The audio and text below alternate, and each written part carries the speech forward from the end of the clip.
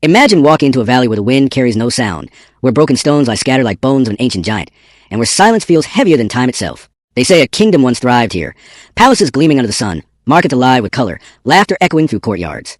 And then, one day, without a single warning, it was gone. No war, no fire, no record, just vanished. This is the story of the forgotten kingdom that vanished without a trace. Long before maps captured every corner of the earth, kingdoms rose and fell like waves against the shore. Some left behind ruins so vast they still tower today. Others carved their names into stone and scripture, ensuring they would not be forgotten. But then there are the silent ones, the places that vanish, leaving little more than questions. Among them rests one kingdom, remembered only in whispers and fragments, its story carried forward not by records, but by the curiosity of those who came centuries later. This kingdom, tucked away in a fertile valley, was once a beacon of wealth and innovation. Its people were said to be skilled builders, merchants, and artists, their culture thriving in ways that rivaled their neighbors. Imagine streets lined with white stone, arches carved with precision, and water channels glistening under the sun.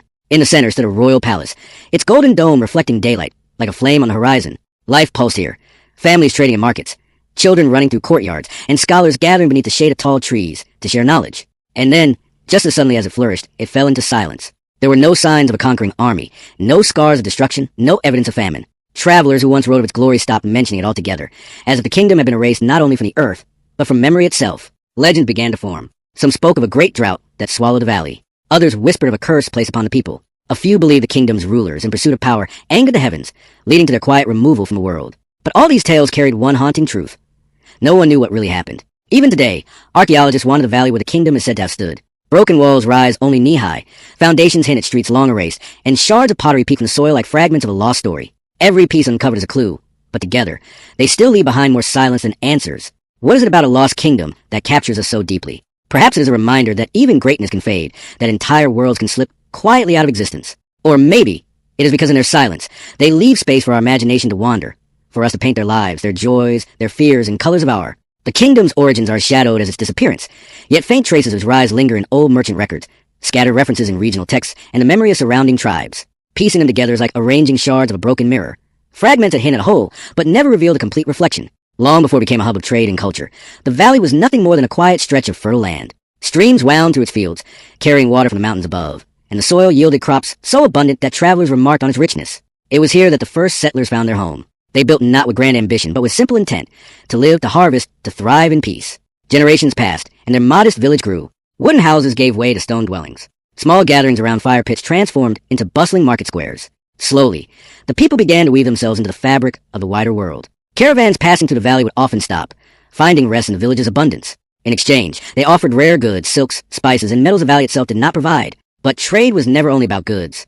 With it came ideas, stories, and knowledge. The villagers learned to refine their tools, to cultivate their land with greater skill, and design structures that would stand the test of time. What began as a settlement soon pulsed with energy, a beating heart at the crossroads of commerce and culture. At the heart of this transformation was a dynasty whose name has been lost to history. Some records call them the Builders, while others simply speak of the first house.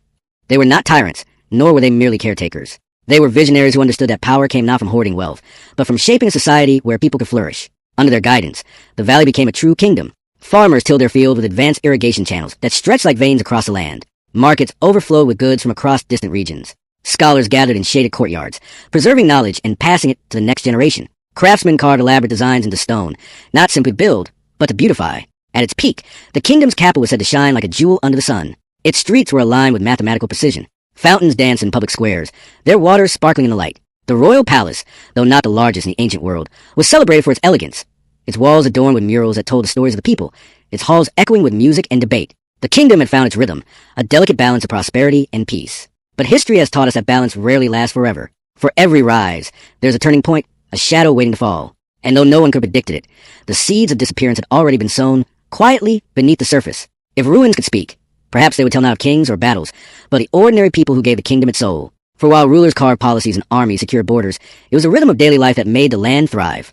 At dawn, the valley awoke with the gentle hum of farmers heading to the fields. They carried wooden plows reinforced with bronze tips, guiding oxen across fertile soil. The air was cool, and the morning mist lingered over the irrigation canals that shimmered like silver threads in the rising sun. Farmers greeted one another not with ceremony, but with the easy familiarity of neighbors who shared both hardship and harvest. In the markets, life unfolded in bursts of color and sound. Merchants arranged their stalls in neat rows, laying out textiles dyed in indigo and saffron, baskets overflowing with dates, figs, and olives, and polished metalwork that caught the eye of passing travelers. The aroma of freshly baked bread drifted through the square, mingling with the sharper scent of spices, cinnamon, cumin, and pepper that traders brought from distant lands. Children darted between the stalls, playing games with carved wooden toys or chasing after stray goats. Their laughter carried across the square, mingling with the bartering voices of adults. For many, the market was more than a place of exchange. It was a gathering space, the heart of the kingdom's social life. Craftsmen, too, played a vital role in shaping the city's identity. Stone carvers chipped away at blocks of marble, etching elaborate designs of vines and animals into columns. Potters spun clay on wheels, their hands steady as they formed jars that would store grain or water for months. Weavers worked tirelessly at their looms, producing textiles so fine that they were prized even beyond the valley. Every object was not just functional. It carried the imprint of the maker's pride, a small testament to the artistry of the people. Learning thrived alongside labor. In shaded courtyards, teachers gathered groups of students, reciting poetry, philosophy, and practical mathematics. Clay tablets and scrolls passed from hand to hand, carrying knowledge across generations. Parents often sacrificed wealth to ensure their children could read and write, believing that wisdom was a greater inheritance than gold. Evenings in the kingdom carried a softer, almost dreamlike rhythm. Families gathered in courtyards, eating meals of bread, lentils, roasted vegetables, and grilled meats seasoned with herbs. Storytellers roamed from house to house or performed in the market squares, weaving tales of heroes, distant lands, and the gods who shaped the world. Music drifted from stringed instruments, drums, and flutes, echoing across the night air. And always, above it all, the stars. The valley skies were clear, untainted by smoke or city smog. Generations of farmers, traders, and scholars looked upward, mapping constellations and reading the heavens for signs of fortune. Some believed the stars guarded the kingdom. Others whispered that they warned a change. This was a heartbeat of a forgotten kingdom, not in its palaces or politics, but in the steady lives of ordinary men, women, and children. They built the foundation of a world that would one day vanish, yet whose essence still lingers in the silence of ruins. Every civilization has a moment when its flame burns brightest, a time when wealth, culture, and knowledge seem unshakable. For the forgotten kingdom, that moment came like a sunrise over its fertile valley, painting every stone and street with brilliance. The city at the heart of the realm grew beyond its walls, spilling into new districts lined with carefully paved streets. At its center rose a palace of extraordinary design, white stone walls inlaid with veins of gold, soaring columns etched with spirals of blue lapis, and vast courtyards shaded by carved wooden lattices. The palace was not only the seat of the king, it was a symbol of the people's collective ambition, a monument meant to endure as long as the sun itself. But it wasn't just the rulers who basked in glory. The common people flourished, lifted by the prosperity of the age. Trade routes connected the kingdom to lands both near and far. Caravans arrived from deserts to the south, bringing gems, ivory, and perfumes. Ships docked at river ports, carrying cedarwood, glass, and rare pigments. In return, the kingdom exported its most prized creations, intricately woven textiles, masterfully crafted bronze weapons, and jars of olive oil that glistened like liquid sunlight. The markets swelled with activity. Stalls brimmed with silks dyed in dazzling hues of turquoise, crimson, and gold. Spices from across the world, saffron, cardamom, nutmeg, were measured out in small bronze scales, their scents filling the air with exotic sweetness. Visitors described the marketplace as a living rainbow, a place where languages blended like music, and every corner promised a wonder yet unseen. Knowledge, too, thrived like a river after the rains. Scholars gathered in academies supported by wealthy patrons. They studied astronomy, charting the movements of stars and planets with astonishing precision. Physicians experimented with herbs and surgical instruments, recording their findings in manuscripts that would later influence distant lands. Engineers designed aqueducts that carried water across miles of dry earth, ensuring that crops thrived even in years of drought. One library, famed throughout the region, was said to hold thousands of scrolls, poetry, philosophy, mathematics, and histories of kingdoms long gone. Its shelves stretched floor to ceiling, the scent of ink and parchment heavy in the air. Within its walls, students whispered verses of poetry, while others debated the laws of nature under the glow of oil lamps. To learn in this library was not merely to gain knowledge, but to touch the spirit of the age itself. Architecture soared to breathtaking heights. Temples rose with domes that gleamed in the sunlight, their interiors lined with mosaics depicting gods, heroes, and celestial patterns. Bridges spanned rivers with graceful arches, while amphitheaters echoed with the voices of actors and musicians. Sculptors carved statues that seemed almost alive, muscles rippling, robes flowing, eyes gazing as if caught in eternal thought. Art spilled into every corner of life. Even the humblest clay jar carried beauty in its painted designs. Walls of homes bore murals of gardens, rivers, and mythic beasts. Jewelry shimmered with gemstones set in delicate filigree, worn not only by nobles but by merchants and artisans who had risen in wealth. Music filled the evenings. The pluck of strings, the soft rhythm of drums, the haunting notes of flutes. It was said that on festival nights, the entire city became an orchestra, its streets pulsing with dance and laughter. And the people, oh, the people thrived. Families lived in houses built of stone and wood, arranged around shaded courtyards where olive trees and fountains cooled the air. Education spread beyond the elite. Merchants and craftsmen taught their children not just trade skills, but literacy and mathematics. Women played vital roles, managing households, weaving, trading, and sometimes even advising leaders. The Golden Age was also an era of faith and ritual. Priests conducted ceremonies in temples filled with incense and candlelight, their chants echoing against the marble walls. Pilgrims traveled from afar to witness sacred relics or to offer prayers beneath towering statues of gods. Religion was not merely belief. It was woven into the very rhythm of the city, blessing every harvest, birth, and marriage. But perhaps the most remarkable aspect of this age was a sense of unity. Despite the growing wealth, despite the layers of nobility and power, the people felt tied together by a shared destiny. Farmers, traders, scholars, and rulers alike believed they were building something eternal, a kingdom so radiant that it could never fade. Yet history teaches us that no flame burns forever. Even as the kingdom shone at its brightest, faint shadows began to gather at its edges. A drought whispered to the farmlands, testing the irrigation systems. Neighboring tribes eyed the valley's riches with hunger, and within the court, whispers of rivalry and greed began to weave cracks into the one solid foundation. Still, in that moment, before decline, before disaster, the Forgotten Kingdom stood as a jewel of the ancient world, its streets alive with brilliance, its people brimming with pride. To walk through its gates was to step into a dream of human possibility, where beauty and knowledge blended into something close to perfection. Every great civilization carries within it the seeds of its own undoing. The Forgotten Kingdom was no exception, though its markets still bustled with color and its temples gleamed in the sunlight. Hidden cracks began to form in a foundation that had once seemed unshakable. The first omen came from the land itself. For centuries, the valley's fertile soil had fed its people, nourished by clever irrigation systems and seasonal rains. But the rains began to falter. A year passed with little water, then another, and the earth hardened under the weight of the sun. Crops withered in the fields, and granaries once overflowing with wheat and barley began to echo with emptiness. At first, the kingdom's engineers responded with confidence. Aqueducts were extended, wells dug deeper, and reservoirs expanded. For a time, these efforts kept famine at bay. But the land was stubborn, and the skies remained dry. Soon, even the cleverest designs could not quench the thirst of the soil. Families who had once dined in abundance now found themselves measuring every grain, their tables growing quieter with each passing season. Hunger bred tension.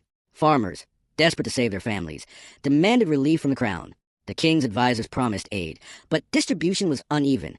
Wealthy estates continued to eat well, while the poor lined up in the markets hoping for scraps of bread. Anger grew in the narrow streets, whispered first in hushed voices, and later shouted in the public squares. As the famine deepened, outside threats sharpened. Neighboring tribes, long envious of the kingdom's riches, sensed weakness. Raiders attacked border villages, burning fields and looting supplies. The kingdom's army, once a proud and disciplined force, found itself stretched thin, defending the frontiers while also trying to keep order within the capital itself. Soldiers went unpaid, their loyalty fading as hunger gnawed at their bellies. Some deserted their posts altogether, disappearing into the hills. Inside the royal court, unity crumbled. Advisors argued bitterly over how to handle the crisis. One faction urged diplomacy, suggesting alliances and trade deals with neighbors to secure grain. Another demanded war, insisting that the kingdom seize resources by force before rivals grew stronger. The king, once revered for wisdom, hesitated between conflicting voices, his authority fading as quickly as a river in summer. Meanwhile, corruption took root. Grain meant for the people vanished mysteriously from storage houses. Tax collectors demanded higher payments, squeezing struggling families while enriching themselves. Rumors spread that noble families hoarded food in hidden cellars, feasting behind closed doors while commoners starved. Distrust seeped into every corner of society, between rulers and ruled, rich and poor, neighbor and neighbor. Religious life, once a source of unity, also began to fracture. Priests proclaimed that the drought was punishment from the gods, urging stricter rituals and greater sacrifices. Some demanded offerings too costly for ordinary families, further deepening resentment. New sects emerged, promising salvation through alternative rituals or foreign deities. What had once been a shared spiritual fabric now tore into rival factions, each claiming to hold the truth. Violence was not far behind. Small uprisings flared in the countryside. Farmers refusing to pay taxes, villagers attacking caravans they believed carried hidden food supplies. The army suppressed these rebellions harshly, but every crackdown sowed new bitterness. Within the city walls, life lost its harmony. The once bustling markets became scenes of desperation. Merchants raised prices beyond reach, while beggars filled the streets. Mothers carried children with hollow cheeks and sunken eyes, while men argued over scraps of bread. The music of festivals grew rare, replaced by silence broken only by the cries of the hungry. Even art and knowledge, pillars of the Golden Age, began to fade. Scholars, once supported by wealthy patrons, found their funding withdrawn. Libraries closed their doors, and manuscripts were left unfinished. Artists who once painted walls with color now turned to painting cheap signs for traders, simply to survive. The great cultural fire dimmed, flickering weakly against the encroaching shadows. Yet, in the midst of decline, hope clung stubbornly. Some believed the kingdom could recover, that the rains would return, the soil would heal, and unity could be restored. Visionaries spoke of reforms, urging leaders to share resources more fairly, to strengthen ties with neighbors instead of fighting them. But their voices were often drowned out by those seeking only power and profit. The city that once shone like a jewel of the ancient world was now a place of unease. The streets were the same, the palace still glittered, the temple still towered. But beneath the surface, a quiet storm brewed. This was the beginning of the end. The kingdom had not yet fallen, but the balance that held it together was slipping. Each failed harvest, each corrupt act, each skirmish at the border pulled another thread from the fabric of society. Soon, the tapestry would unravel entirely. And yet, for those who lived through it, the decline must have seemed unthinkable. After all, they walked among monuments that seemed eternal, in a city built to last forever. To imagine its disappearance would have been impossible. But history, as always, was preparing its next move. The end did not come in a single night. It came slowly, like a candle burning lower with every passing hour, until one day only smoke remained. The famine, the corruption, and the endless wars had already weakened Forgotten Kingdom. But what finally broke its spine was a storm of misfortunes that came all at once. The skies, which had refused rain for years, suddenly unleashed a flood. Rivers swelled beyond their banks, tearing through the valley. Farmlands that had once begged for water were now drowned in it. Villages vanished under muddy torrents. Bridges collapsed, and entire families were swept away. What the drought had spared, the flood destroyed. When the waters receded, the land was scarred. Crops rotted in the fields, houses lay in ruins, and roads were impassable. The kingdom, already starving, now faced devastation beyond repair. Disease followed. With food scarce and clean water hard to find, sickness spread rapidly. Children grew weak, the elderly perished, and even strong men were laid low by fever. Once bustling streets now echoed with the sound of funeral chants. Entire neighborhoods were abandoned, their homes left empty as survivors fled in search of healthier ground. The capital itself was no longer safe. The once mighty palace stood tall, but its courts grew quieter, its halls emptier. Servants disappeared, guards deserted, and noble families quietly escaped into the countryside. The king, once surrounded by power, now ruled little more than shadows. His words carried no weight, and his decrees went unheeded. Whispers grew into certainty. The gods had abandoned them. Priests performed desperate rituals, sacrificing animals, burning incense, and chanting night and day. But the heavens remained silent. Some citizens turned against the temples, accusing the priests of corruption. Others abandoned the old gods altogether, leaving shrines to crumble beneath dust and ivy. The army, too, dissolved. Hungry soldiers looted the very people they once protected. Some joined roaming bands of raiders. Others fled across borders to sell their swords to rival lords. Without defense, the kingdom's borders shrank day by day. Villages pledged loyalty to new rulers, preferring protection to the empty promises of a dying throne. What had once been the heart of a great power was now a place of fear and silence. Marketplaces stood deserted, their stalls bare. Roads, once alive with merchants, grew overgrown with weeds.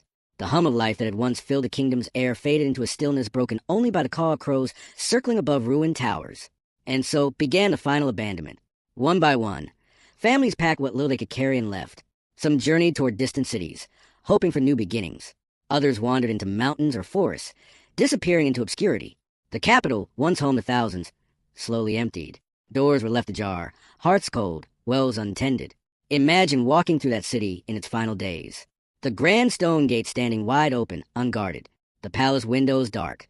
Curtains fluttering in the wind. Temples echoing with the cries of a few desperate priests. And in the markets, only stray dogs searching for scraps among broken stalls. It must have seemed impossible to those who remained that their city, which had stood so proud, could truly vanish. Yet, that is exactly what happened. The last inhabitants, too weak to fight, too tired to rebuild, finally departed. They left behind their monuments, their carvings, their walls. But without hands to care for them, even stone cannot last forever. Ivy crept across statues, winds eroded inscriptions, roofs collapsed, and nature reclaimed what humans had once built. In time, the memory of the kingdom faded. Neighboring lands rose and fell, new empires carved their marks across maps, and the once mighty city became nothing more than a ghost in the earth. Centuries later, travelers passed through the valley and saw only fragments. A broken column here, a half-buried stairway there, the faint outline of a wall swallowed by the earth. No songs remained to tell of its kings. No books remembered its scholars. No stories named its heroes. The forgotten kingdom had truly vanished without a trace. But perhaps, in a way, it never entirely disappeared. For the ruins that linger, half hidden by soil and grass, whisper to anyone who listens closely. They remind us that even the greatest powers are not eternal, that abundance can turn to famine, unity to discord, and glory to dust. And so, the story of this kingdom is not just a tale of loss. It is a warning, a reminder that history is not a straight line, but a fragile flame. If not tended, even the brightest fire will fade into darkness. The people of that lost city are gone, their names forgotten, but their silence speaks across the centuries. And in that silence, we hear the echo of their lesson. Nothing lasts forever.